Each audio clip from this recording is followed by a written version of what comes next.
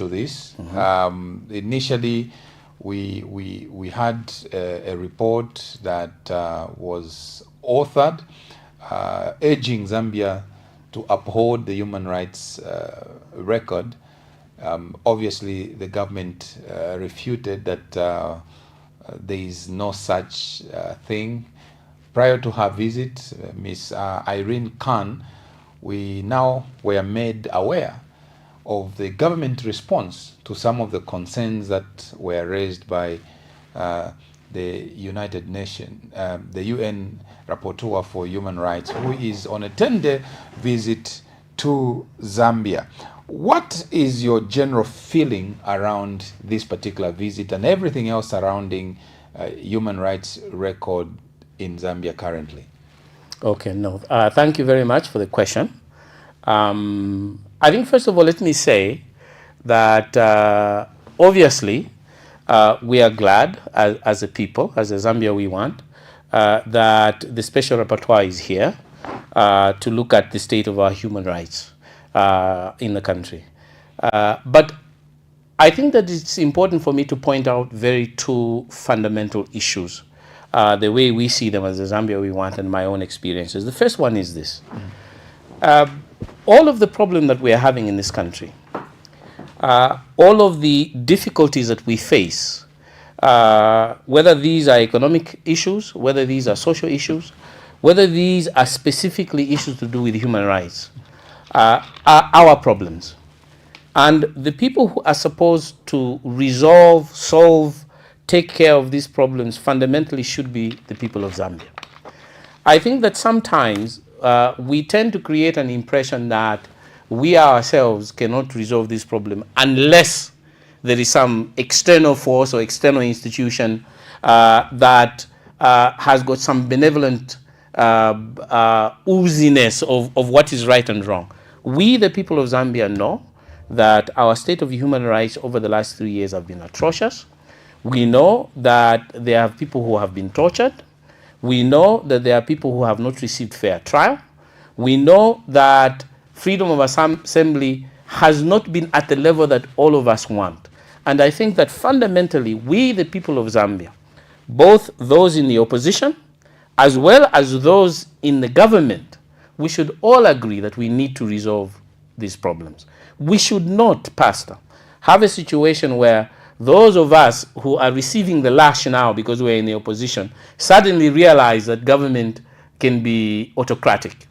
At the same time, we should not have a situation where those who are dishing out the lash, those who are now in government, who maybe 3 years ago were complaining, now be defending the positions of government. So I thought that that was a very important point from the perspective of the Zambia we want to explain. We think that the problems are ours. Yes, we need help. We are part of the global village. And in that regard, we are happy with this. The second point is just a word of advice to both the government as well as to us in the opposition. The truth of the matter is that all of this excitement that has been generated both by government and the opposition because the Special Rapporteur is here is in a sense misplaced. The way the UN system works and the way the diplomatic community in this country work is that they will have already done a preparatory study over these matters, maybe 6 or even a year before they came here. They already had teams that were here on the ground before they communicated to the government that they were coming. And that the decision for them to finally come is as a result of the finding that they already know. And so they are coming here with a checklist of things which they're going to verify, of things which they're going to say, okay, this is an exaggeration, etc., etc. So all of this hullabaloo that the government is putting, writing articles with fake people on it, trying to justify the great achievements that the government has been able to make in terms of human rights, is a waste of time. These people already know.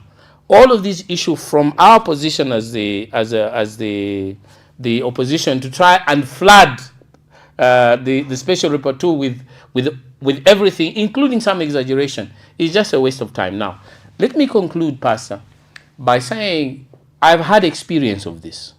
both as a government official going to try and defend the position of government.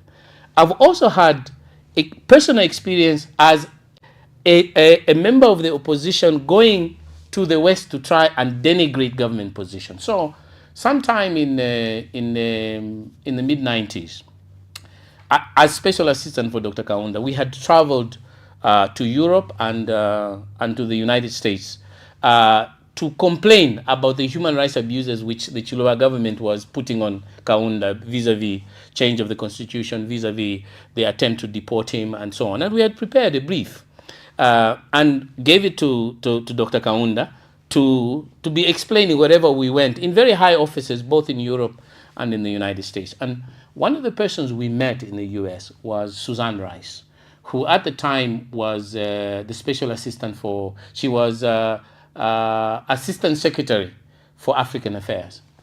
And they invited us in a conference room, gave the opportunity to Dr. Kaunda to speak to the issues.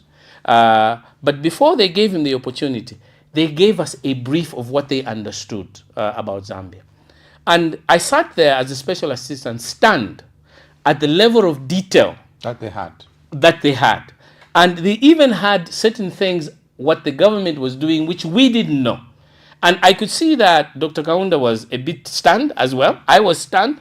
So the brief that we had given, which was very detailed and had some exaggerations in it, I wrote a note to the old man, indicating to him that I would advise that we omit so and so and so, because it would have then been contradictory to the information which they had, which was more reliable than we had. And when the old man began to speak to it, he omitted the issues which I had advised him to omit. Now, and I'm showing this experience is that it is futile for the government to put up this display of show. They already know. And it is also, to an extent, a little bit naive from the opposition point of view to believe that we can exaggerate.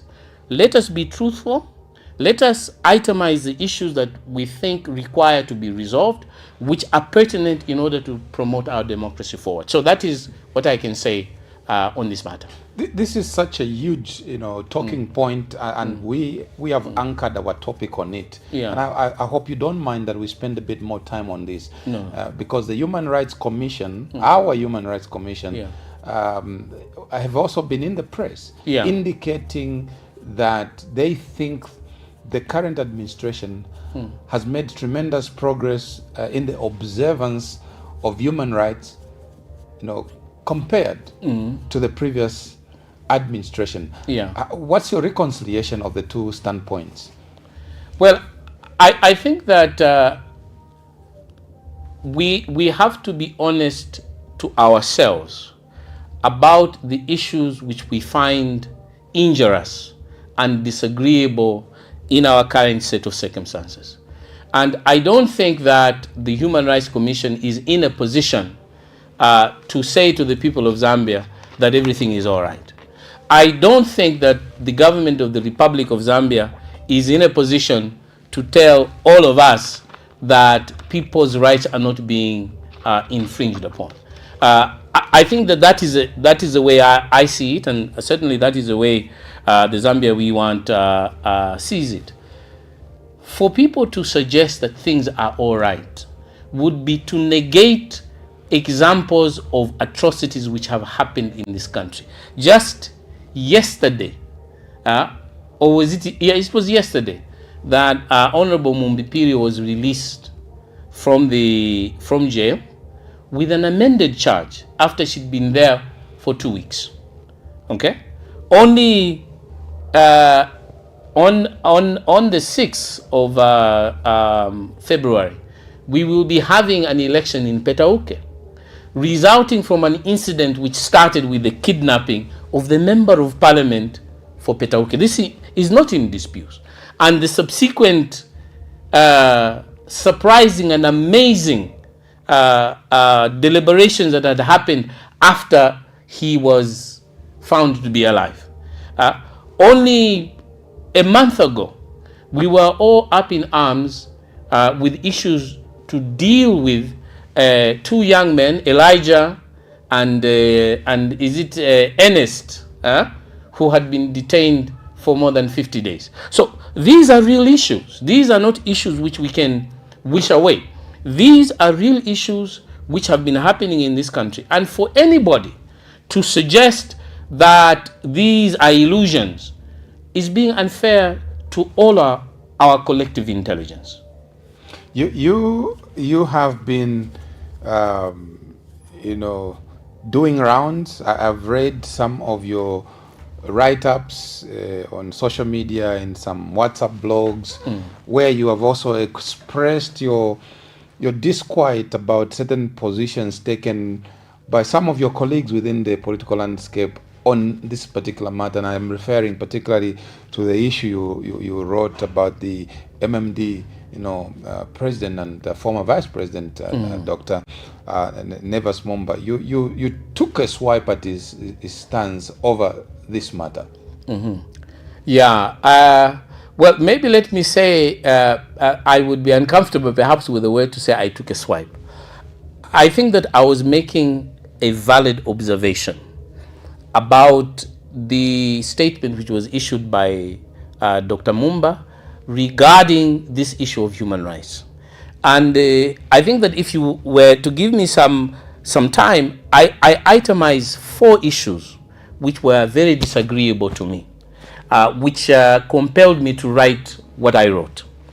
The first one is this, that Dr. Mumba wants to give the impression that all of our concerns regarding human rights have to do with us trying to protect the corruption which the government is pursuing to eradicate. In fact, in his opening statement, he says all of this issue is about the PF and other people who are trying to ensure that people who were found wanting are not prosecuted. Now, that is just being untruthful.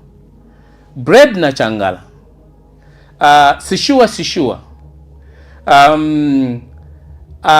John Sangwa, and many others in their group who were supportive of the coalition to get rid of President Lungu and in support of the UPND have never come out to support that those people who have been found wanting should not be prosecuted. That is complete, it is a complete dishonest position. And I think that Dr. Mumba should be ashamed of trying to portray this issue about human rights, which I have just itemized some of the issues that have been taking place, to merely try to take a dig at the PF. That is being very parochial. The second issue which I took issue with Dr. Mumba is this idea that every time you try to criticize the government for the injustices and current inequities, that the default position of both the supporters of the government and the sycophants of the government is to deflect attention by reminding us of what happened 5 years ago. So, look, you're stepping on my foot, and you are scratching me, and but the other guy stepped on your foot too. It doesn't change the fact that somebody is stepping on my foot. Look, you are hurting me, you are injuring me. Yeah, but you that other guy also injured you. That sort of reasoning is unbelievable. The people of Zambia made a decision in 2001 that those issues that were being done then were unacceptable to the Zambian people. And they decided to make a decision to ask them to leave. Why should it be correct that the new people who have arrived should now begin to perform the same functions as what the people of Zambia rejected? That is the second thing. The third thing about the statement by Dr. Mumba, he is saying that he was in the opposition at one particular point and he was not allowed to do A, B, C, D and things like that and so on. But now it's okay. And you know why it's okay for him? Because he's now with government. He's eating on the plate with government. He doesn't feel the lash as many other people who are now opposing government. He is not seen as an enemy. He is not seen as a threat by the government. He is seen as an ally. He is seen as one of them. So they're not going to go after him. They are going to go for those people who they think are a threat and try to diminuate their rights. So he is in no position to talk about the pain of others when he is not in pain. He is no decision. He is in no position as a German to start claiming that the Jews are being persecuted when he is not a Jew. He has no right to do that. So Dr. Mumba should stop wanting to issue statement purely to defend the position of government. These things that I have mentioned here are not dreaming, and he should stop it. He should stop it. Maybe let me just conclude one thing about Dr. Mumba, because, and I assure you, my brother, that I am not saying this because I want to be nasty to Dr. Mumba. There was a time when Dr. Mumba was in the opposition and was a spokesperson for the opposition, and took issues that the collective of the opposition found wanting. And he was their spokesperson, and he was repeating and echoing those issues as issues which were very bad. When he was appointed as vice president, he changed his tune, and all of the issues which he himself was pushing as an agenda item to the government, he changed. When he was vice president, he happened to have invited me to his office, at the office of the vice president, to consult me on a number of issues, as many people have done over the years, because I've been in this thing for a long time, and I think some people think I've got some little experience which I can share. He had invited me to the vice president's office and had asked me whether the issues which were being raised by the opposition were valid.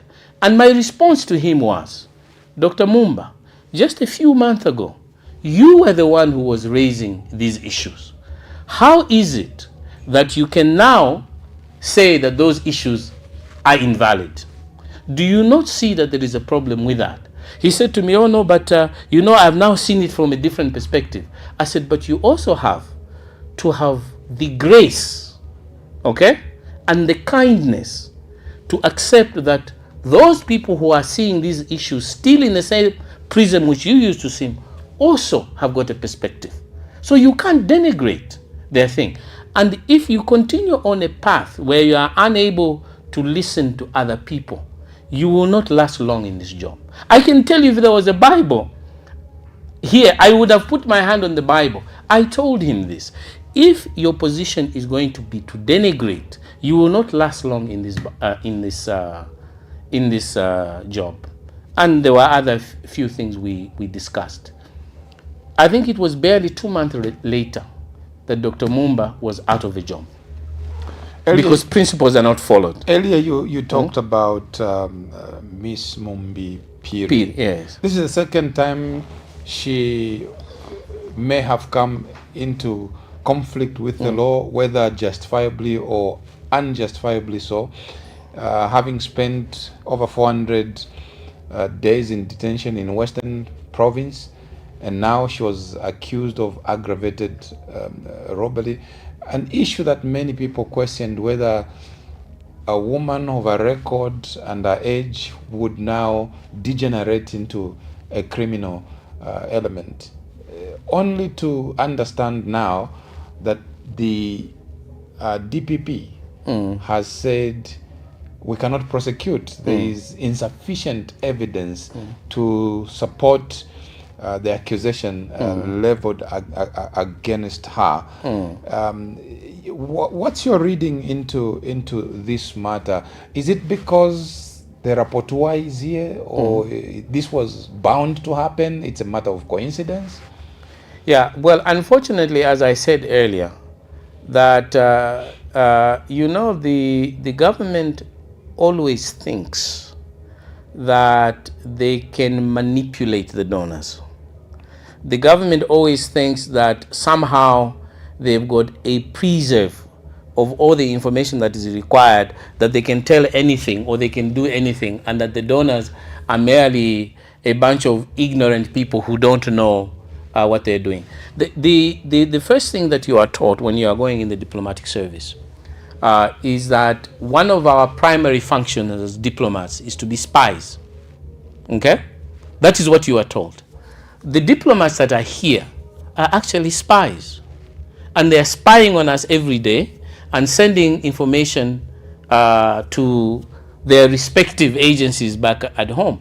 And they are astute enough to tell that the behavior of the certain institutions in this country have changed during the period that the special rapporteur is here, as opposed to their behavior when she's not here.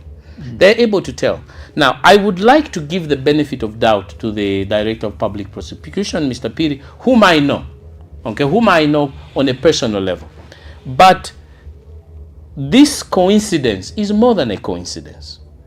It is designed to try and put a veil to what has been going on. And I don't think it has been bought by the Special Rapporteur. It is very sad that the government can treat this woman the way they have treated her. Again, I must confess that I know Muhabi Piri fairly well. I know her husband and her children. And it is very sad that we can now begin to say that the only reason that this woman is being treated the manner she is because it is thought that she's the one who has instigated the arrest of the president way back when, who demanded that he should. So it appears that this is revenge. So that now the people who feel that she needs to feel the heat or the lash are prepared to abrogate human rights in order for her to be denigrated and live in a cell for 2 weeks where there is no water to bath, where there are no toilet facilities. And I've been in those cells myself a couple of times. They are a terrible place to be, you know. And all that when you knew that she was not the one who was responsible, that there was a letter 8 days prior, and she was not released. It is a travesty. It is a travesty of the highest order. And for what is more, the UPND supporters should not be supporting this. You know, the UPND government ministers and the cadres should not be supporting this, because they themselves were a victim of such things as this. Their president was a victim of such things like this. And when the PF at that point were saying no, giving justification, they have the audacity now to also give the same justifications. You know, this shows that we are unable to learn as a country. From a human rights perspective, what do you think the Zambians, I mean, borrowing from the name of your party, Zambia We Want, from a human rights perspective, what do you see as a picture of an ideal human rights environment for the Zambian people? Must they be accustomed and conditioned to accept what is now, you know, lumped at them for sake of survival? No, it is not.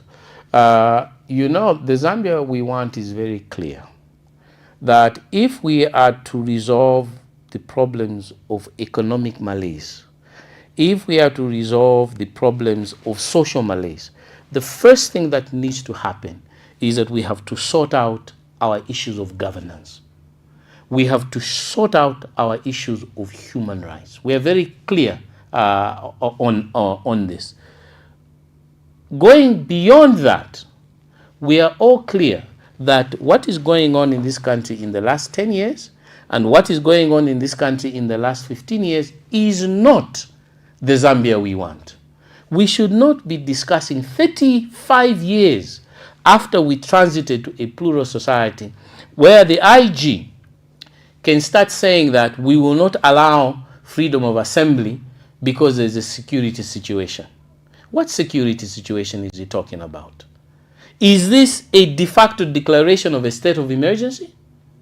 It is not right. We cannot have a situation where 35 years after we transited, okay, that a person cannot share an opinion, because one of the fundamental rights is the expression of opinion and expressing it. If I have an opinion that we Easterners are tribal, if I have an opinion that those Bemba cousins of mine are idiotic, I'll put it very strong. If I have an opinion that my Bemba cousins are idiotic, I should not be charged with insurrection for expressing an. It is my opinion. I have not instigated. It is an opinion I have made about my Bemba cousin. If my Bemba cousin says, okay, whether I'm offended or not is immaterial. That is the opinion of that individual, and I cannot make that a criminal offense. And there's an opinion that you Easterners are sellouts because precisely because now you have PF members of parliament from the East who are campaigning for the opposition, UPND in particular, and people are saying you are sellouts and perhaps that has been your trait. Precisely. And you are saying this as my Bemba cousin. I may be injured by what you're saying. I may find it offensive, but it is not a criminal offense. I can't say don't express that because it's a hate crime. Because now expressing an opinion about a sensitive matter has become a hate crime. It has become a seditious crime. Now that cannot be. It cannot be. When you were in your opposition yourself, you were complaining that you were excluded from the system. Nobody said that you are being seditious. One of the fundamental rights, human rights, is freedom from fear. Freedom from fear. I should not be afraid that if I express an opinion as maybe a police officer who is saying what you're doing is wrong, that I'll lose my job. I should not be afraid that I cannot express and give advice to the state on what they are to not do, because then they will say you are supporting the opposition. I cannot be afraid. My older brother, let me say, the secretary to the cabinet, is allowing my young brother Levi Ngoma, as special assistant to the president for political affairs, to be campaigning in Petauke and in Pambash. A special assistant is a civil servant at the rank of deputy permanent secretary. No, at the rank of deputy secretary to the cabinet in the thing. He's a civil servant. I cannot be allowing that my young brother, Tabo Kawana, as PS, should be going to a hospital to negotiate that a person who was claiming that he was kidnapped, and we saw he was kidnapped, that they must change his statement.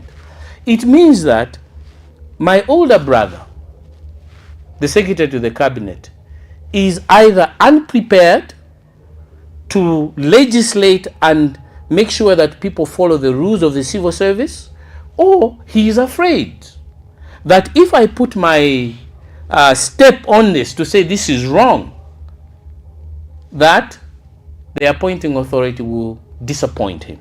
That is fear. So you have created fear in the civil service. You have created fear in the judiciary, because any judge who rules against what you think is against you can merely be reported to the commission and a proceeding will be started. All of these are not issues that me as Muhabi Lungu has dreamt of. These are issues which are happening in this country, and every citizen can see that they are happening. For anyone to deny him is a travesty. You make a point that it does appear as if that there is an unwritten rule to criminalize dissenting views and clothe it in what is now called hate speech. That is right. I've observed as of today, there has been no word spoken, but a lot of circulation happening of a document from Parliament of promotions. There's a reason why people are circulating that, but no one is willing to comment because they feel perhaps they'll be caught up in hate speech. Yeah. Given that you are saying you're not afraid to be afraid. Yeah. Do you have a personal opinion on that, if at all you have had sight of the promotions that have been circulating from Parliament today? I haven't had sight of this particular one from Parliament. But I do know that when information begins to leak from the state, it is an indication that there are a lot more within the civil service or within the power structure that be who are disappointed and who disagree with what is happening. This has always happened in this country, starting from even the one-party state. So documents which people think are secure eventually leak because people disagree. Now, as you said, the unfortunate thing is that people are afraid. So no one wants to be associated with it because nobody wants to lose their job. And I think that it is very sad that it has come to a situation like this. And definitely this is not the Zambia we want.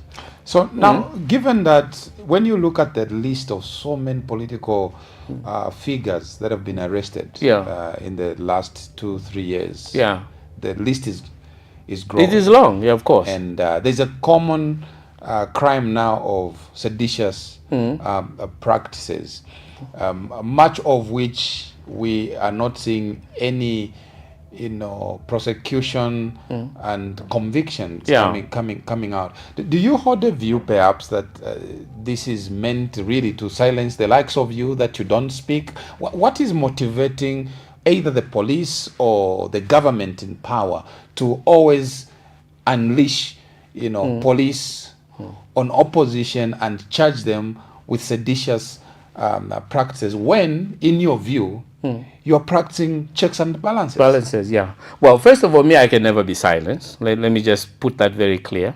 And you can see that I also don't want to be a martyr. So I'm not going to come here and start calling people dogs or whatever so I can give him a pretext to arrest me, okay? But that doesn't mean that I'm a coward. I can never be silenced. I have been speaking for my country for the last 35 years. I've been to jail several times, even been to jail for treason and murder. Under circumstances which were perhaps more severe than this one. So why I am doing is not for my own protection. And also, I think it's also important to note, Pastor, that often enough we seem to be bogged down with defending the rights of politicians. I think that it is wrong for us to always be preoccupied with defending us who have chosen to be in the political process. But we should also think about people who are merely doing their job, like journalists, like you, for example, like Thomas Ziambo, like other journalists who are unable now to do what they are supposed to be doing as part of the fourth estate, simply because even their economic means might be taken away. I think that we also have to think about ordinary priests that have been given the mandate to be able to evangelize and to also discuss the issues that require to do with social justice, who are able to preach on a Sunday, and because the preaching was a little bit too close to criticizing government, that they have to be put in a position where they have to rescind their sermon or their homily. I have never seen a situation in Zambia where a priest had to seek clarification, had to start giving clarification for the homily that one gave to church. We have to be able to think about people like Brebner and Seshua, who are not politicians, but some of them can dare never to step foot in this country because they've said an issue which was offensive to the president or to some of the president's name. Or Brebner, who has been arrested so many times, who was their friend. What about those? We as politicians, you can say, okay, it's part of the game. They say that politics is a contact sport, okay? But what about all of those other issues? What about the civil organization, the civic organization, who once were bold enough to come and claim that this and this is wrong, who cannot now do it? Because if the Law Association of Zambia, for example, okay, issues a statement which is very strong against government, the following day or the week after, the government will then threaten the Law Association of Zambia that we will not release a subscription of all of the lawyers that are in government to your law association. That is squeezing the law association into making them comply to supporting government. You can't have a situation like that. In this country, even under the one-party state, the church was very strong. The trade unions was very strong. The student movements were very strong. Even under the one-party state, it was difficult to compromise those institutions. 35 years after we let go of the one-party state, this government is able to compromise the student unions, is able to compromise the church by declaring that a certain bishop is a Lucifer, okay, and making him the devil, literally, and by pushing an agenda of priests to rescind. What sort of situation is this in our country? You know, what sort of, and then they should be those who are defending the government position because they are eating with government and expect that the rest of us should support their position. What sort of nonsense is that? You know, it is not right. Our country has to develop, and it can only develop if we are all allowed the freedom to express, the freedom to assemble, the freedom to protest, and have the belief that the state machinery will protect my rights and not abrogate my rights. What will it take? What will it take for Zambia to have a system where Zambia we want is in power? You can inherit a Zambia police service that was appointed by the UPND, and you're not intimidated that they will not be serving the interest of the serving government or the interest of the nation. They'll probably be serving the interest of. What will it take to bring institutions of governance to a place where it is about national service and not about serving the appointing authority? You know what it will take? It will take the Zambia we want. I'm very serious about this. It's not a pun. I think that it will take the Zambia we want. You are campaigning? No, I'm not. Well, okay. Let me be honest. Partly I am. But I am doing so because I know the men and women who are in the Zambia we want, like me, who have been fighting these injustices for the last 35 years. I am not the only one. There are men and women in the Zambia we want who have made a vow that we have to fix this country. And we cannot fix it by behaving the way others have been behaving. And on the 12th of February, we will be launching officially, it's already done, our constitution and our manifesto. And you will see that it will take the Zambia we want. Will you keep, hypothetically speaking, you came in power in 2026. Would you keep Mr. Grafo Musamba as your Inspector General of Police? Well, if you are saying it will take you. Yes, okay. Now, it's a valid question that you have asked. I don't want to be politically inclined and answer it in a political line to please certain people. The objective of the Zambia we want is not to come and punish anyone. The Zambia we want is not to threaten anybody. The Zambia we want is for us to fix a problem. And if you say to me, you are campaigning for the Zambia we want, how sure are we, the people of Zambia, that you will be able to keep your promise? I can tell you that, look at me. If I have been a scandalous person for the last 30 years, because I think that a good chunk of the people, not everybody, of course, there are many young people who don't know me, but I know that there's a group number of Zambians who have been able to follow me over the last 35 years. If I cheated, if I stole, if I allowed people in power to abuse power, then you can say you have no capacity to say what you are saying when you get into government. But if you come to the conclusion that I've been a decent person, that I've always reasoned against power, even when I was a beneficiary through my father, my sister, or whatever, then you have a basis upon which to say this person and the group he belongs to, because they are all of like minds, will not be able to do this sort of nonsense that has been happening in this country. We mean to do what is contained in our constitution and in our manifesto. I asked you because there's been incessant cause for the Inspector General of Police to be fired. Today we have just seen a statement from the stately that his deputy, Mr. Miona Muyambango, has unfortunately been let go of. And I think this gentleman still remains as IG at the apex of police operations, and police operations have come under severe criticism from nearly everyone in Zambia. Okay, maybe let me put it this way.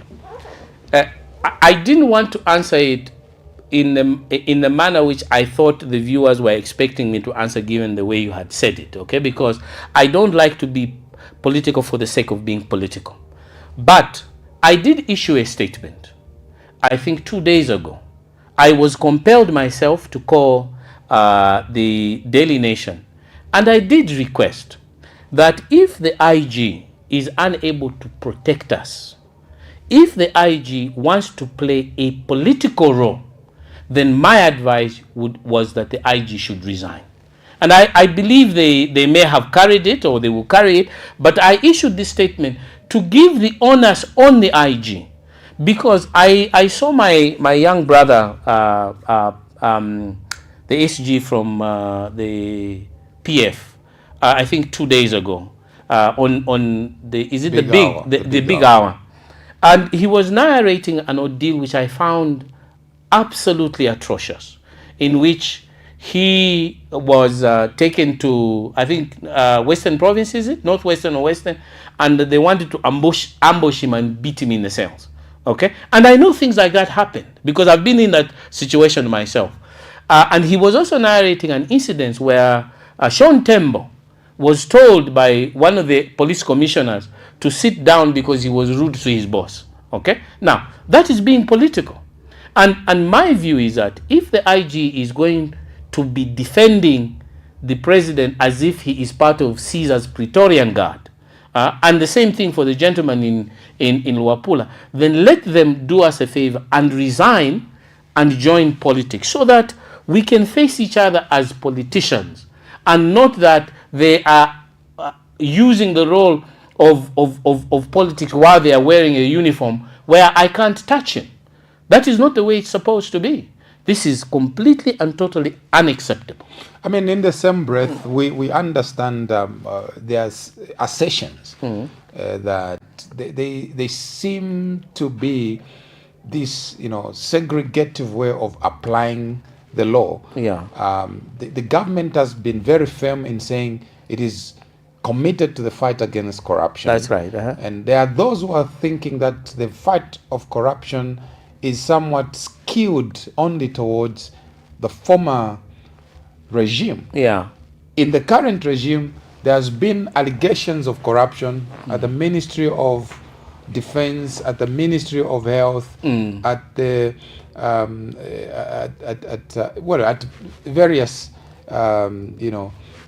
layers or levels of the government structure. There has been accusations, but even the recent permanent secretary in one of the ministries had to be fired, but not taken to court to go and answer for the reasons why he had been fired. And a number of members of society are saying there seems to be a pattern of selective application of the law.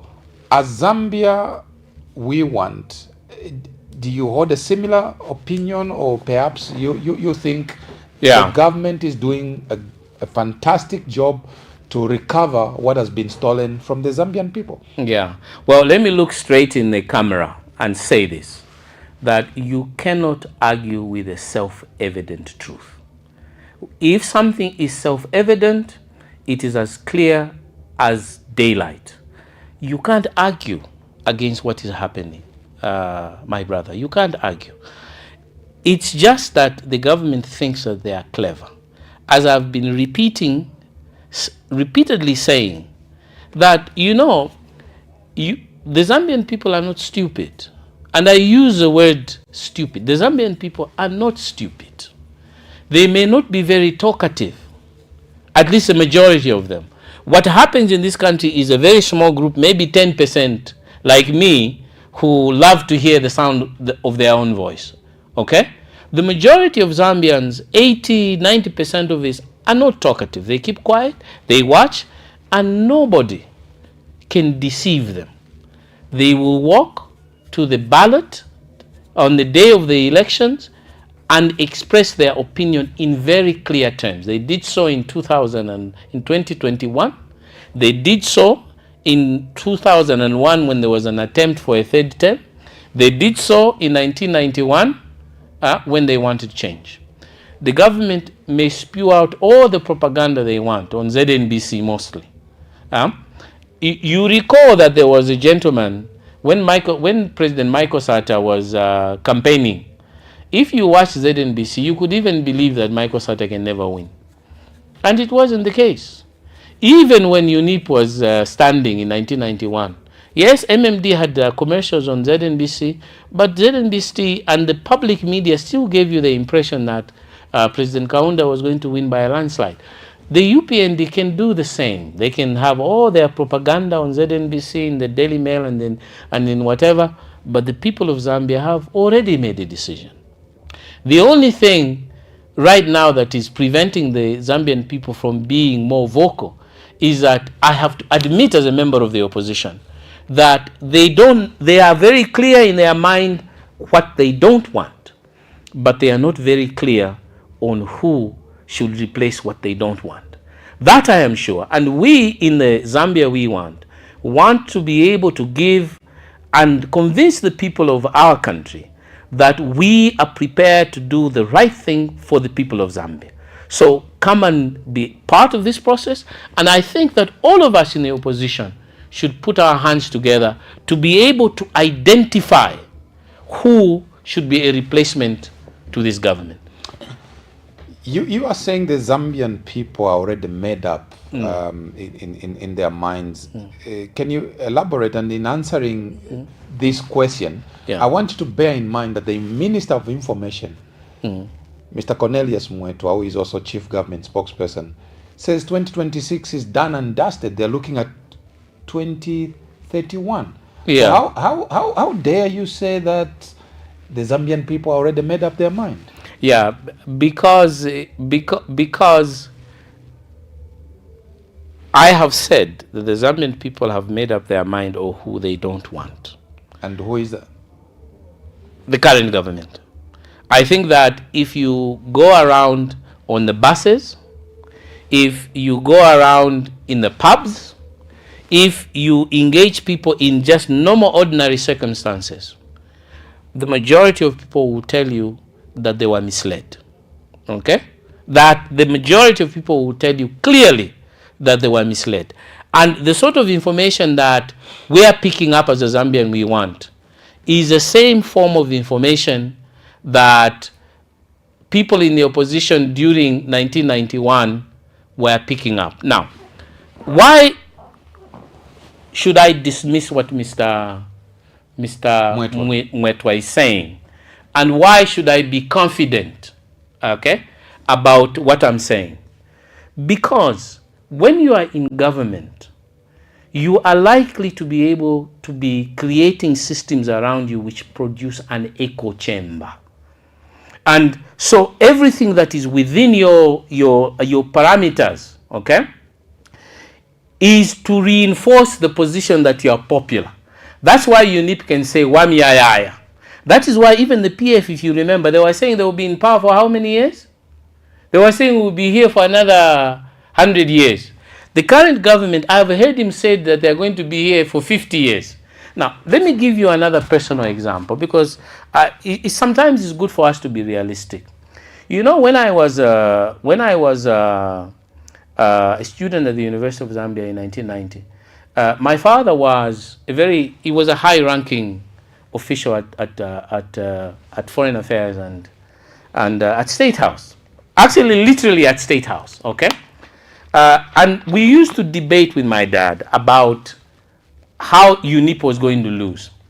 And my father was convinced 6 months before the election that UNIP was going to win an election. And I asked him, one of the days in which we used to debate very vigorously with my dad.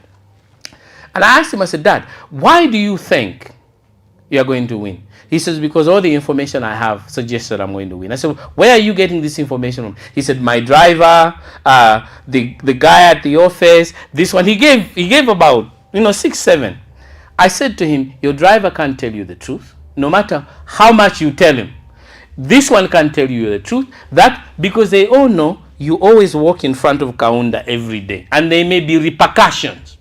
So he says, no, you're not telling the truth. So we had a wager with my dad. And I've told this story before in other forums. I said, Dad, look, if you want to know the truth, I said, on a Sunday, take off your jacket and park your car at home and go jump on a bus. And don't say anything on a bus, just sit there on the bus. And he says, I can do that, but it won't change my mind. So on one Saturday, he did this. And I suggested to him which bus he should get. I said, we used to live in Woodlands. And I said, go to Kablonga, jump on a bus to Kablonga to town. And then in town, jump on the Munali bus crossing the university. Just sit there. And he did this. He put on a tracksuit and he went away and so on. When he came home, he was downcast and couldn't sleep. And I saw him. I was even afraid to say him, what did you find? Because I wanted him to say, I wanted him to say for himself. So he said nothing. And at dinner, we sat at the table. And he sat there eating. And then he started telling my mother. And we were all there. Yeah. When I think vintu vasuska. This is in Tumbuka. I think vintu vanangika. Because he never visited people. Now, Mwetwa, my young brother, Mwetwa, he's in a nice air-conditioned vehicle. All the people who are talking to him, wanting some money for him, tell him how brilliant they are.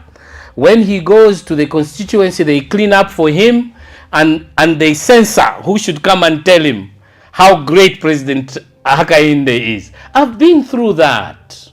I was on the campaign committee of RB myself. I was on the campaign committee of RB. I sat in the committee. And when I was telling people, RB, that we have a problem here, and there, those who wants to be ingratiated with the president, the young man is exaggerating. Sir, I am not exaggerating. There's a problem here, and there. And when the elections were over, the problems here, and there are exactly what did RB in. So this boast from Mwetwa that they are preparing for 2031 is maybe giving himself false hope. Or he really believes because he's sitting in an echo chamber and no one has got the courage to tell him. They are all telling him how wonderful the job they are doing. He will be surprised and shocked. There's a certain paradox that you have expressed, and I really need for you to clear for the benefit of the Zambian people. You have said there is need for the opposition to unite and work together on one hand. Yeah. On the other hand, you have said the Zambian people are already decided on who they do not want. Yeah. They just don't know who they want. Yeah. So in Zambia we want, then what's your position in projecting and identifying that one person that will have the opposition rally together and say, now that we know the Zambians don't want the current government to continue according to what you said, those are not my words. Yeah, of course. Those are, and I accept those words. Those are your words. Who are you saying is the one that Zambia you want and the opposition are going to be projecting? Because you are saying there is a gap, but time is not of the essence. Yeah. No. Well, again, I try to be as honest as I can, and sometimes my colleagues think I'm too honest, and sometimes my siblings, even my wife, sometimes tells me that the problem with you is that you're too open, and you shouldn't be like that. And I always say that is the way, that is my nature. The truth of the matter is that as of now, we have not been able, as an opposition, we have not been able to identify who that person is. And I think that the sooner we start doing it, the better. Now, I am the spokesperson of the Zambia we want.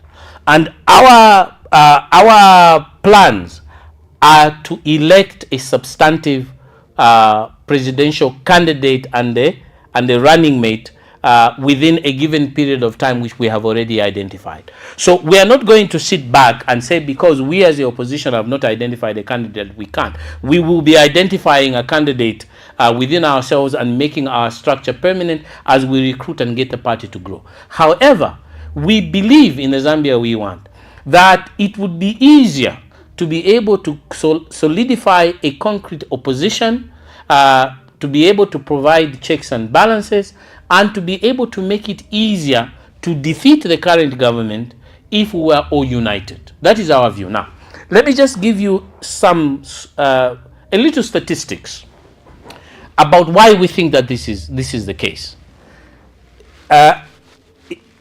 In this country, for the last 35 years, since we crossed over from a one-party state, we've had 9 presidential and general elections.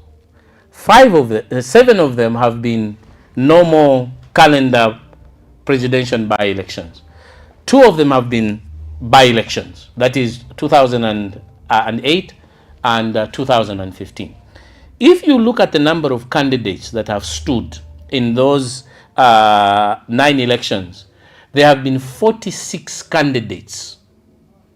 Okay? Starting from Kaunda and Chiluba in 2001, there have been 46 candidates. If you were to say how many of those candidates have scored less than 1%, 29 of those candidates have scored less than 1%. If you increase it to 10% and say how many candidates have scored less than 10%, the number jumps up to 35 candidates of the 45. So the chances are that if any of us go to an election with those odds, the statistical probability is at 76% of the times that candidate will get less than 10%. How many candidates have gotten 50 plus 1 of the 46 candidates? Okay, because the threshold now in this country is 50 plus 1. How many of those 46 candidates have managed to get 50 plus 1? 3. Chiluba, President Chiluba, President Lungu in 2016, which he failed to get in 2021. President Hakainde has stood 6 times. 5 times he did not get 50 plus 1. Are you telling me Michael Sata never got 50 plus 1? He never got. How did he ascend to power? Yes, because at the time there was no threshold of 50 plus 1. It was merely first past the post. So the elections which Michael Sata won in 2011, he had 42.8% of the vote. Okay? Below 50 plus 1. When Arabi won in 2008, he took 42% of the vote. When President Mwanawasa won in 2001, he took 29% of the vote. When President Mwanawasa won for his second term, he got 43% of the vote. Statistics are good, Mr. Statistics are good. Yeah. But for as long as you're not giving the Zambian people a presidential candidate, yes, the statistics will remain an academic exercise. Okay, let me just say, my brother, Pastor Mamb, we Africans are very good at dismissing statistics. It's not only you, okay? All of us, we are very good at dismissing statistics. I'm bringing you back to reality. No, but statistics are a reality. And the reality here is this, that to reach the threshold of 50 plus 1 is extremely difficult. I believe that the statistics indicate that as of today, not even President HH will reach 50 plus 1. Someone here says, Muhabi, we are enjoying human rights under UPND.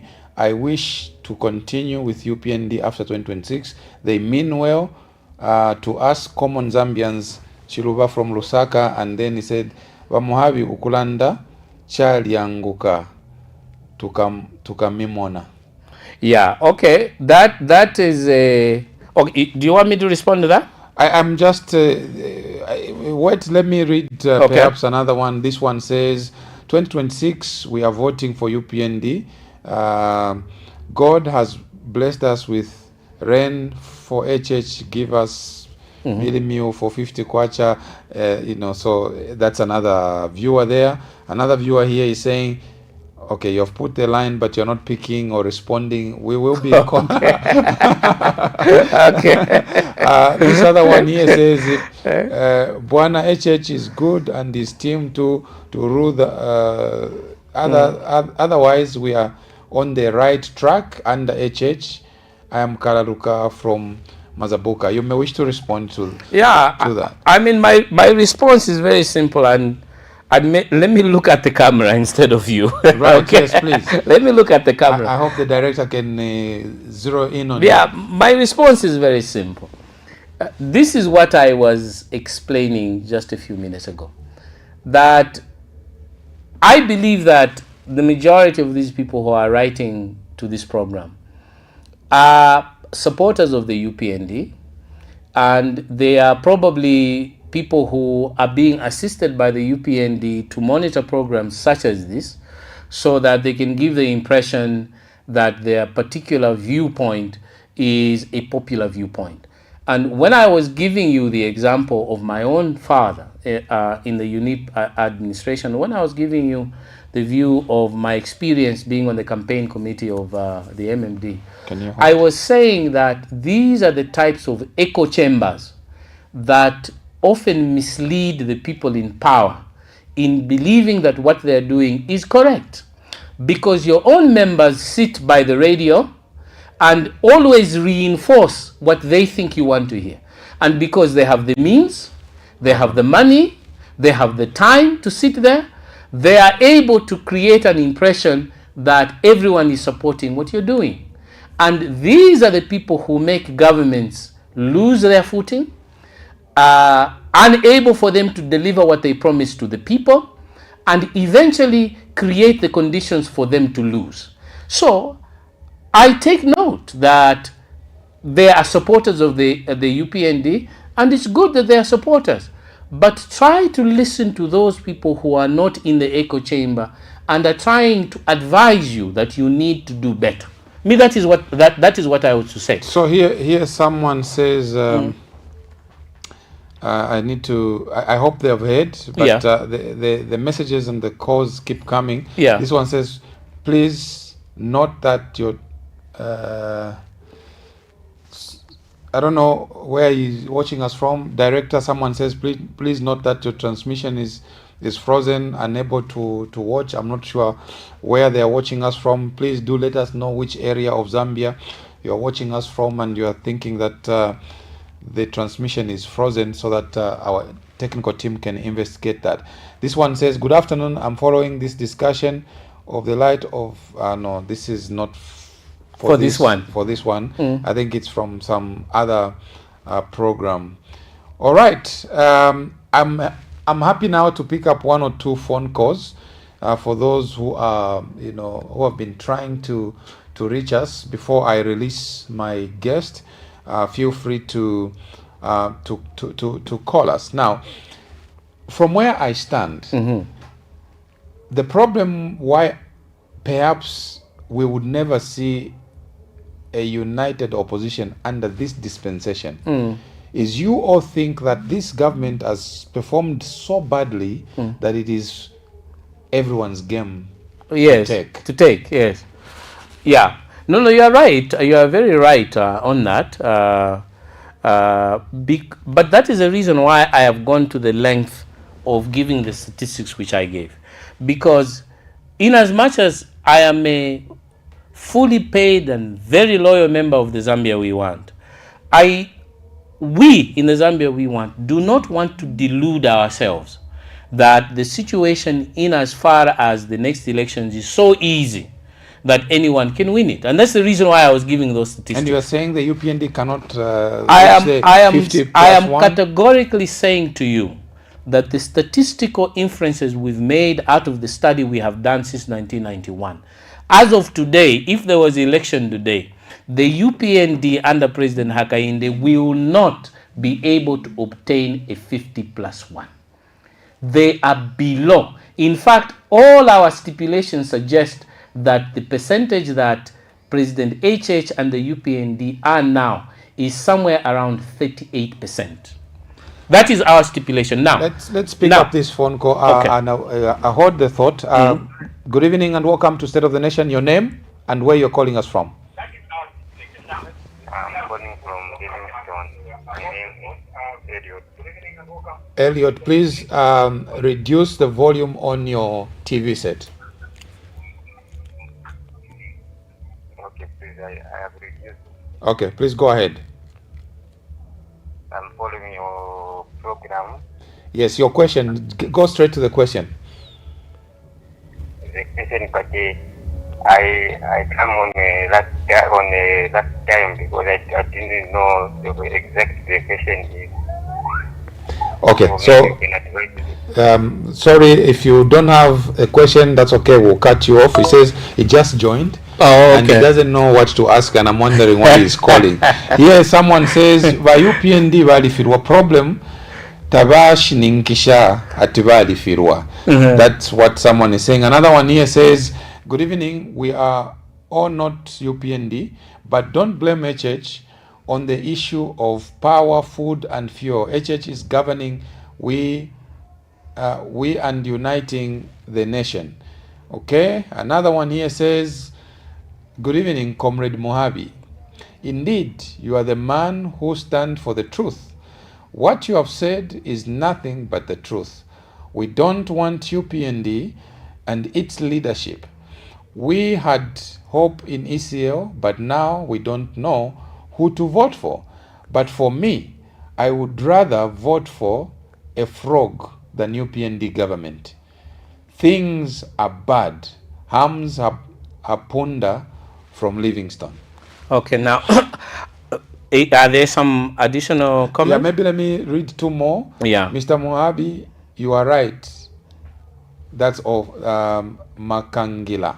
So someone says you are right. That's a Mr. Makangila. And the last message I want to read here says, "How are you, Mr. Lungu? I need your number, honorable." There is no name there. Yeah. Now, let me say what I was saying earlier on. Obviously, I'm grateful for those who agree with me. But for me, and having been in Zambian politics for as long as I have, I actually thrive when people disagree with me and when people don't take my position. Because I think that it is the only way in which you can improve your craft.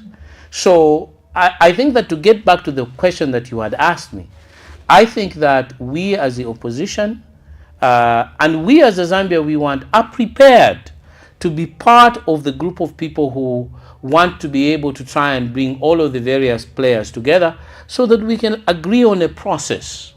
Now, obviously we know that not every one of us will agree on one single candidate.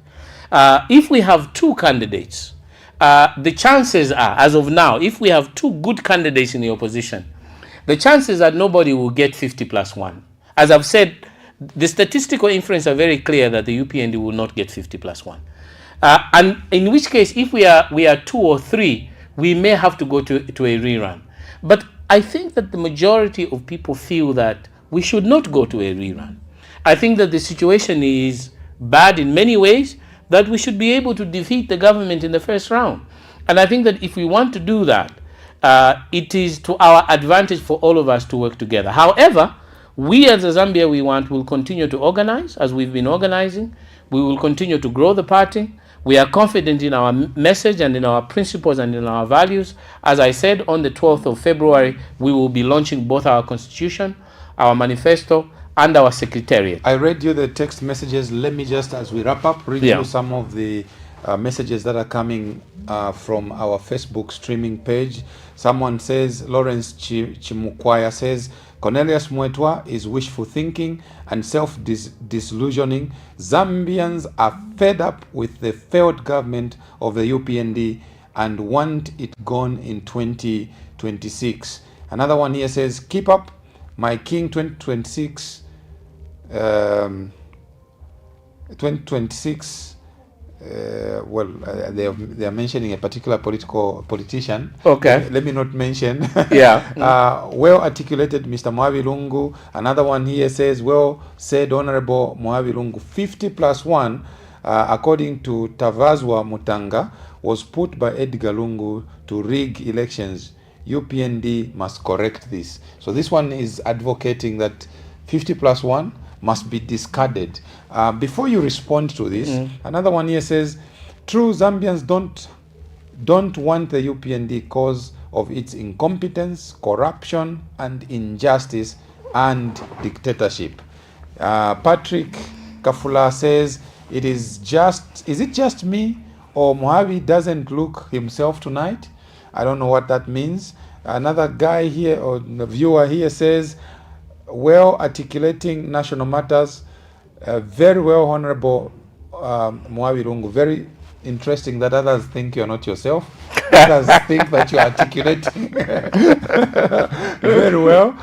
This one says, the question is, are you going to keep the IG? It's on and on and on and on. Maybe I should stop here, but the last comment here says, Zambian legal system has what is called listing or cause listing.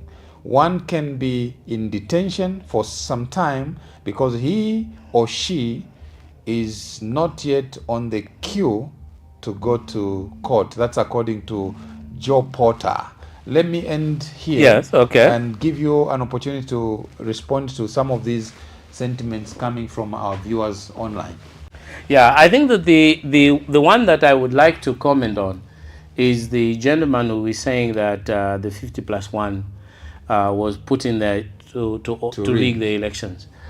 In fact, I would like to say that one of the legacies of President Lungu, in the positive, is the fact that he was brave enough and bold enough to include the 50+1 and the running mate. These particular clauses were being demanded of by the Zambian people since before the one-party state. Okay, in the Vunga Commission, in the Mungomba Commission, all of them, and all the presidents in between, including Manawasa, they were all afraid to put a running mate clause and a 50+1. So I honor Edgar. In fact, I honor Edgar Lungu for having had the courage to do this. And it should never be removed. It should never be removed, because this has been the wish of the Zambian people from time immemorial. Because we want a government which is representative of a significant portion of the Zambian voters, exceeding 50+1. It is possible to do it. It's hard, but I think it's possible to do it. And lastly, I think that the view of the UPND, both at the level of party cadres as well as at the national level, in as much as they are denying it, their intention is to make all attempts to ensure that they change the 50+1 and the running mate. All of these things that is happening are intended for that. Ambassador Muhabi Lungu, spokesperson for the Zambia We Want party. We've been looking at human rights and governance in Zambia. Thank you very much for making an appearance. I'm very grateful for your invitation. I hope you will continue to invite me. We look forward to having you yet again. On behalf of my producer, Rachel Chipwende, I believe who has been watching, and I believe, Rachel, you enjoyed your choice of the guest for tonight. I'm very grateful to Rachel. I would like also to thank my director on duty, William Chongo, who has been controlling this discourse behind the scenes. Until next time, the Lord keep you and bless you. Bye bye for now. Okay, great.